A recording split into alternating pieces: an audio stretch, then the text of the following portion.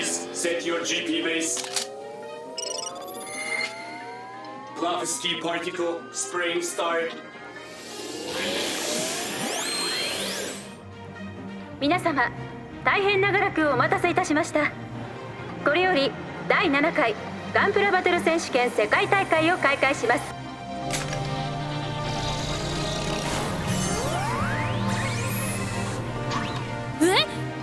ガンプラバトル知らないの？なんだそれ。ガンダムのプラモデル、通称ガンプラを作って対戦するんだ。たかがおもちゃの遊びに本気になってよ。どいつもこいつも。君はガンプラがあまり好きではないよ。ならばよく見ておくといい。本物のガンプラファイターの戦いというもの。あんたの覚悟受け取ったぜ。こんなのを見せられたら体がうずくね。さあやろうか、本気のガンプラバトルってやつを。世界中に見せつけてやれ。君たちの想像力と情熱を。これが俺たちのガンプラだ。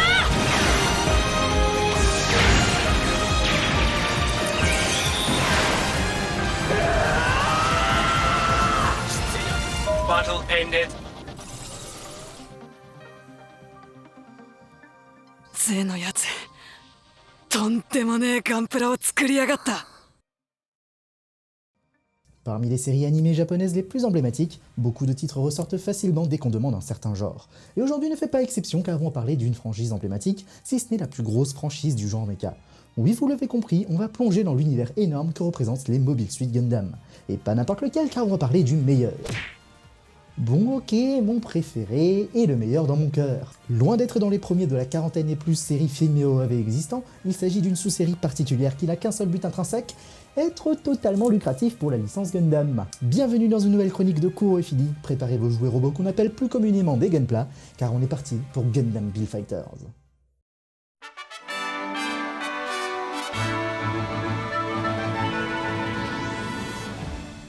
Gundam Build Fighters est un animé original des studios Sunrise, qui a fait accessoirement toute le série Gundam, dont Code Geass, ainsi que d'autres mechas notables, mais aussi d'autres séries qui ont leur petit nom dans la mémoire de tous.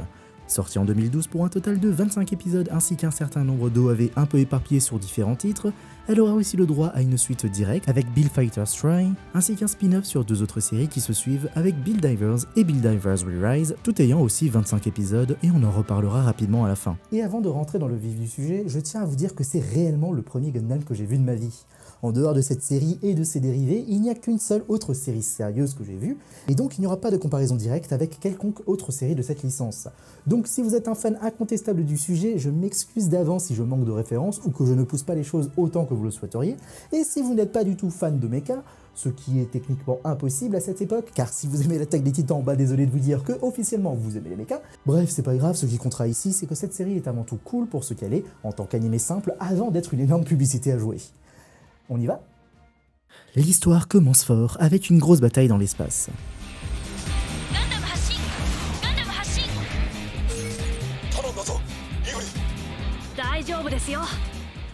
Mais il semblerait qu'il s'agisse d'un rêve du protagoniste Iorisei, jeune collégien ultra fan de la série Gundam. Vivant dans un petit quartier de Tokyo où ses parents tiennent une boutique de Gunpla, on apprendra via son premier rival qu'un jeu de combat avec ses jouets en plastique est possible via une machine spéciale. Please set your GP base.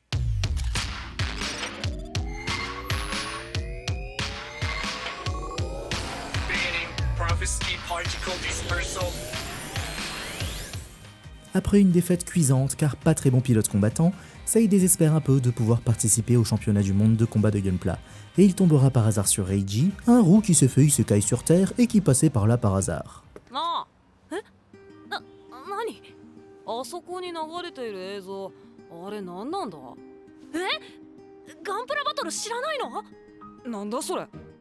Après un acte de gentillesse de la part de Sei envers Reiji finissant sur une petite promesse de redevance, la vie suit son cours avec cette fois Sei qui termine son Gunpla pour le championnat.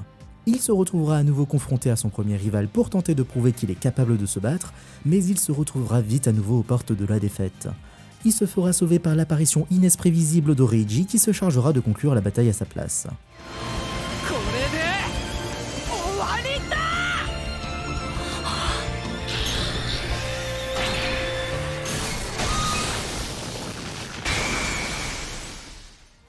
La suite est assez classique et évidente, ils formeront une équipe à deux pour concourir au championnat du monde de bataille de Gunpla, et ils vont la gagner parce que bon, ça reste un animé de jeu et de jouer, et ça serait un non-sens s'ils ne gagnaient pas au final.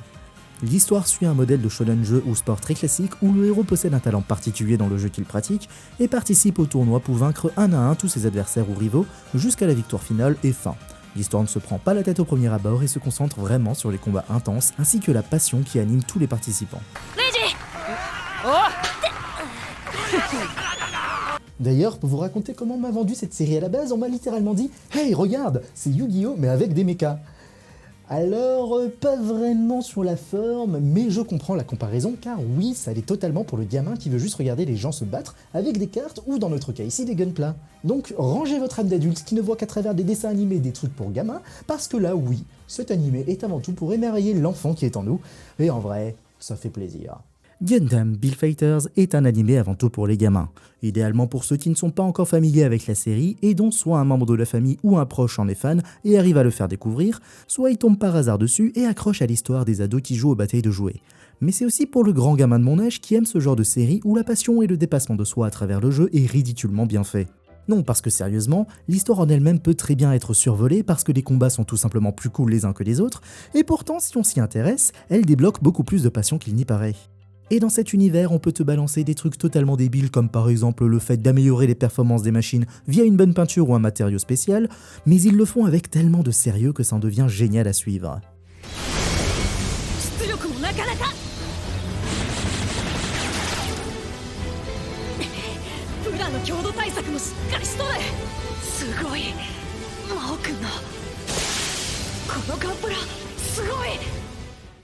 Et vous aurez peut-être fait attention dans mon résumé du premier épisode, mais j'ai bien dit que Reiji s'est fait isekai sur Terre. Parce que oui, Gundam Build Fighters est un isekai, inversé. Mais on s'en fiche. Présenté de manière très enfantine au début de l'épisode 3, Reiji serait un prince héritier venu d'un autre monde qui s'est retrouvé totalement par hasard transporté sur Terre en se baladant dans la salle des trésors chez lui. Évidemment, personne ne croira cette histoire. Non mais vraiment, on s'en fiche. On apprendra assez tard dans l'histoire que la source principale d'énergie permettant au Gunpla de bouger provient justement de cet autre monde d'où vient Reiji. Non mais sérieusement, on s'en fiche. Si j'insiste dessus, c'est justement parce qu'il s'agit d'un élément qui peut être à la fois totalement anecdotique pour celui qui veut juste les combats de robots, mais d'un autre côté réellement important et finalement cohérent pour toutes les sous-intrigues et bien sûr l'intrigue principale. Et c'est ce genre de détail qui rend cet animé très bon et finalement beaucoup plus facile d'accès à tout public. Il y a un passage dans l'animé qui, je trouve, peut résumer tout l'esprit que voudrait dégager la production et qui pointe en même temps la réalité de nos vraies passions. たかがおもちゃの遊びに本気になってよ。どいつもこいつも。ガンプラ作りもガンプラバトルも趣味の領域。所詮は遊び。その通りだ。しかし、いや、だからこそ人はガンプラにもバトルにも夢中になれる。好きだからこそ本気になれる。 Je pense que le fait de dire ouvertement la chose dans cette série est un certain gage des créateurs que ouais, le gunpla c'est cool, et que même ils aiment vraiment ça. Surtout que la série a suffisamment bien marché auprès des fans pour les faire rêver d'un système de combat similaire dans la vie réelle, mais techniquement impossible en l'état, d'où la création de Build Divers qui se concentre sur du virtuel. Et bravo à la série d'avoir réussi à capter son public, car bien évidemment on n'est pas du tout dupe, hein. C'est avant tout du marketing pur et dur qu'on te rentre dans le crâne à gros coups de massue. Parce que si on regarde les versions officielles disponibles sur YouTube, on te bourre le crâne avec des pubs après l'opening et l'ending sur plein de modèles de gunpla différents, et aussi directement dans l'animé avec les boutiques de gunpla qui te mettent en avant de vraies boîtes réelles qu'on peut acheter. L'important est de mettre les jouets en avant, et l'histoire rajoute des paillettes magiques bleues pour faire bouger le tout grâce à l'autre monde. Ça justifie simplement le fait de transformer des jouets en vrais combats de robots, le tout bien mis en scène avec des personnages qui vouent leur vie à ça. Voilà le beau packaging pour pousser à acheter nous-mêmes des boîtes. Et c'est tout ce qu'on demande pour une série à la base pour le jeune téléspectateur japonais, mais aussi le gros fanboy de Gundam qui retrouvera plein de références passées comme le gunpla du héros qui est basé sur un Gundam de Gundam Seed, ou simplement le père de Sei qui utilise le tout premier modèle de la saga, le célèbre RX-78. 飛べガンダムどうだセイかっこいいそうだろう Et je vous rappelle qu'à la base, je ne faisais partie d'aucune de ces deux catégories de public ciblé, donc aucune chance que ça marche sur moi, ce genre de merchandising.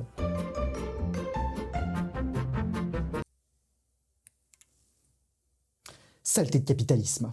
Non, mais c'est pas grave que je sois tombé dans ces bouts de plastique à assembler, parce qu'il faut quand même reconnaître que c'est classe, même sans envie de pimper le modèle de base.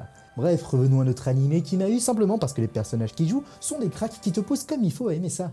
Sai représente le fan de la première heure qui construit les meilleurs gunpla avec énormément d'attention, il est prêt à discuter de la saga Gundam pendant des heures au point d'en faire trop, comme n'importe quel fanboy passionné le ferait. 開発者はドクター J オペレーションメテオの発動によって地球降下作戦のもう分かったから。すみません Reiji est le combatif qui n'aime pas perdre tel un gamin, mais qui est fort pour le jeune qui regarde la série. En plus de ça, il ne connaît pas les gunpla au début et apprendra à aimer ça, ce qui en fait un personnage parfait à s'identifier pour les inconnus de l'univers Gundam. どうでもいいさ。あんたと競り合えればそれでいい。私もだ。 Yuki Tatsuya est le premier rival important à ces deux-là, et au-delà de sa double personnalité qui peut le rendre un peu malaisant la première fois qu'il rentre en mode serious business, il en est pas moins un très bon personnage important qui porte en lui l'amour de toute la licence avec la sincérité de vouloir faire apprécier le gunpla et les combats au monde entier. ここにいる誰もがガンプラを心から楽しんでいる。 Les autres amis et rivaux sont tous aussi cool et importants pour le déroulement de l'histoire et la beauté des combats, mais vraiment je ne veux pas en dire trop car ils méritent votre attention durant le visionnage. Je donne juste un petit point spécial au personnage de Riccardo Fellini, qui est plus âgé que tous les petits jeunes qui sont à un tournoi mondial, car il est quasiment le seul représentant adulte actif au jeu qui montre que c'est vraiment pour tous les âges et que la vieille école en a toujours sous le coude. 誰だよあんた。人の戦いに水差しやがって。余計なことをしちまったが。フェリーニ。イタリアのリカルド・フェリーニ。 Et bien évidemment, il reste les personnages non vivants, mais qui sont au cœur de l'action, les gunpla. Et je ne veux pas rentrer dans le débat très houleux et sans fin de pourquoi les gens n'aiment pas les mechas, parce qu'au fond, c'est pas qu'ils n'aiment pas ça, c'est qu'ils n'en ont juste pas regardé, ou au pire vraiment des très mauvais. Mais je vais essayer au mieux, avec mon regard très néophyte sur ce genre, de vous convaincre que les mechas, ça vaut pas moins que le dernier shonen hype du moment. On va commencer par le point qui effectivement peut rebuter les gens. Les mechas ne sont que des machines, donc n'ont pas vraiment de personnalité. Ce qui fait qu'on touche à la simple sensibilité artistique individuelle qui définit si oui, on est prêt à regarder cette machine en action, ou qu'on rejette tout simplement cette idée parce que les robots en général, on s'en fiche. Mais il ne faut jamais oublier que dans la grande majorité des cas, ces robots sont dirigés par des personnages, et notre inconscient fait que quand on apprécie réellement un personnage, ses actions deviennent cool, et ici donc, piloter ou construire un gunpla, ça devient cool, donc par extension, le modèle du gunpla devient cool. すげえ。こいつはすげえガンプラだぜセイ。すごいのはレイジだ Ensuite, il y a les combats. Les mechas sont des machines créées par l'homme, donc techniquement ils sont assez rarement dotés de pouvoirs magiques que les super-héros peuvent avoir selon le degré de créativité de l'auteur. Ici on se contente de piou-piou laser, de missiles et de sabres laser principalement, avec quand même l'avantage global de pouvoir s'envoler. Mais pourtant ça peut être amplement suffisant pour offrir de bonnes scènes dynamiques et variées, l'important étant comment elles sont mises en scène. Gundam Build Fighters nous en offre de très bons, mais ils sont surtout remarquables par leur rythme, mais je le développerai un tout petit peu plus tard. Mais surtout, le fait que ce soit des robots permet un certain degré de violence sur une entité anthropomorphe qu'on ne se permettrait pas forcément dans tous les shonen. Un mecha ça explose, et c'est totalement ok si on détruit la tête ou qu'on lui démembre n'importe quel bras ou jambe parce qu'il n'y a pas de sang. En plus de ça, le sound design qui va avec est totalement différent qu'un combat entre deux humains. Le bruit des impacts de métal, les explosions partielles ou totales, en vrai ça peut prendre bien plus au triple quand c'est bien fait que des punchs volontairement exagérés.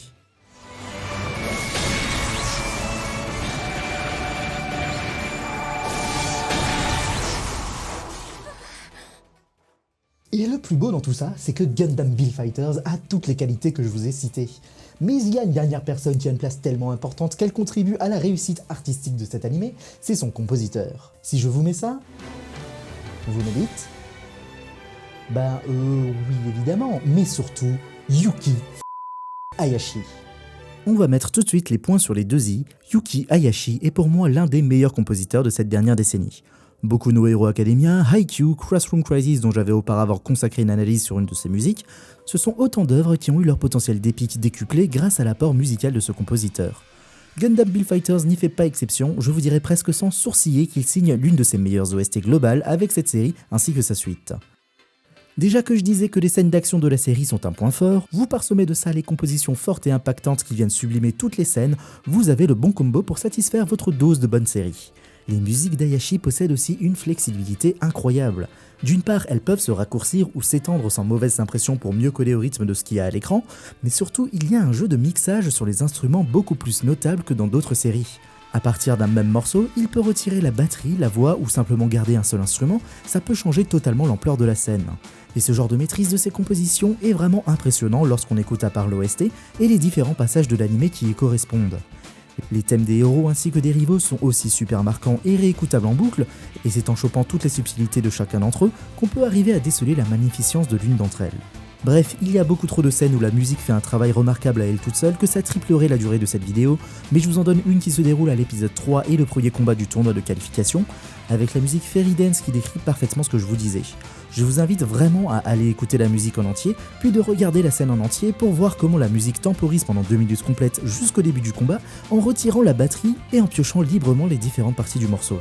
Il ne s'agit pas d'une des musiques les plus marquantes de l'OST, mais pourtant son mixage rend la scène complète indécrochable à apprécier sur le moment. エイジどうしたのその格好。いいからさっさとやろうぜ。ビルドストライクフルパッケージ。行くぜ。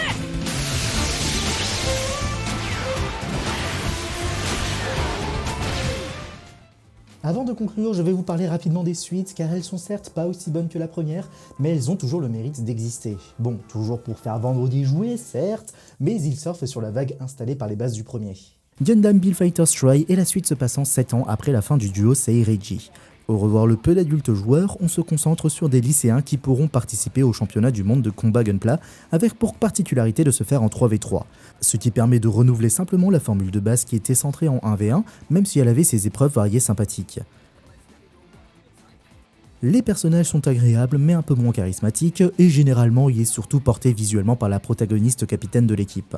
L'histoire n'a plus vraiment de sous-intrigue et se concentre purement sur le tournoi, mais en vrai il vaut toujours le coup pour ces combats qui restent intenses et variés, et une fois de plus avec la bonne chantilly par-dessus avec les musiques de Yuki Hayashi qui reprend pas mal du premier opus, mais augmente le nombre de thèmes géniaux. Gundam Build Divers part sur un autre délire où on dit bonjour à un nouveau système. Il va SAOiser l'univers en intégrant un univers virtuel pour manier les Gunpla, appelé le Gunpla Battle Nexus Online. Les protagonistes sont encore plus jeunes, sont encore plus innocents qu'avant, mais rêvent encore plus grand d'être forts. Dans le lot, il y aura un personnage mystérieux qui deviendra central à l'intrigue et générera dans la deuxième partie de l'histoire des combats qui vont au-delà d'un simple tournoi pour voir qui est le plus fort. L'histoire reste simple mais s'éloigne du tournoi pour proposer une menace liée directement à l'univers virtuel. Ça renouvelle le concept de jouets qui se battent entre eux, mais il reviendra aux bases de Build Fighters le temps d'un épisode, n'oubliant pas ses racines. Le public ciblé se veut vraiment encore plus focalisé sur les plus jeunes, où les héros sont hauts en couleur, rigolent tout le temps et crient facilement dans tous les sens, le compositeur a changé et ce changement est plutôt brusque parce que ça se ressent fortement, et tout ça tient difficilement la comparaison au tout premier, mais si on passe au-delà de ces caractéristiques, elle reste très regardable et possède aussi de bons moments au mieux drôles, au meilleur épiques. Mais même si c'est objectivement moins bon que ses prédécesseurs, ce choix est délibéré pour non seulement renouveler son public jeune, mais aussi l'élargir aux joueurs de jeux vidéo ainsi qu'aux amoureux de mondes fantaisistes, en proposant une forme d'univers qui pourrait réellement exister avec nos technologies. Gundam Build Divers Re-Rise est le dernier de la série Build, qui se passe peu de temps après Divers, où on suivra encore une nouvelle équipe dans le même univers virtuel. Cette équipe se retrouvera embarquée dans une mission étrange dans leur MMO, où leurs actions auront plus d'impact qu'ils ne le pensent sur le jeu et même le monde réel. Même si la première partie peine un peu à démarrer et donne un peu de mal à réussir à s'attacher aux personnages, la seconde partie se montre la plus sérieuse des 4 séries et fait évoluer dans le bon sens les protagonistes qui la font vivre. On s'éloigne de l'esprit shonen de la compétition du meilleur modèle avec l'envie d'être le plus fort, mais il se concentre beaucoup plus sur la psychologie des personnages face aux défauts de chacun d'entre eux et leur rapport aux autres. Bon, il faudra aussi apprécier et accepter les Furies qui feront office de PNJ durant la quête principale durant toute la durée de la série, ce qui est un choix comme un autre de la part des créateurs. Pour conclure, Gundam Build Fighters est une excellente publicité pour jouer en plastique. C'est vrai, c'est plus classe quand on dit ça comme ça. Plus sérieusement, c'est probablement le meilleur animé qui fait faire vendre, mais qui le fait avec une production aussi réussite. L'histoire est simpliste au possible, mais aussi mieux tournée qu'on pourrait le croire, les personnages sont attachants tellement ils dégagent de passion, les combats de mecha sont intenses comme il le faut, et la musique déchire sa race. Qu'est-ce qui vous faut de plus en vrai ? Oui, c'est un mecha, et si ça ne vous parle pas, juste essayez. Ce n'est pas nécessaire d'aimer les mechas, l'important est d'aimer la série et ce qu'elle nous propose. Surtout que cette série est totalement gratuite sur YouTube, bien que la compression dégueulasse de la plateforme ne rende pas honneur à sa vraie qualité visuelle. Bon, ce n'est qu'en sous-titres anglais, mais ce n'est pas non plus un anglais soutenu, donc si vous avez encore plus de temps à perdre que d'avoir écouté toute cette vidéo, il y a juste un lien à cliquer en dessous de celle-ci.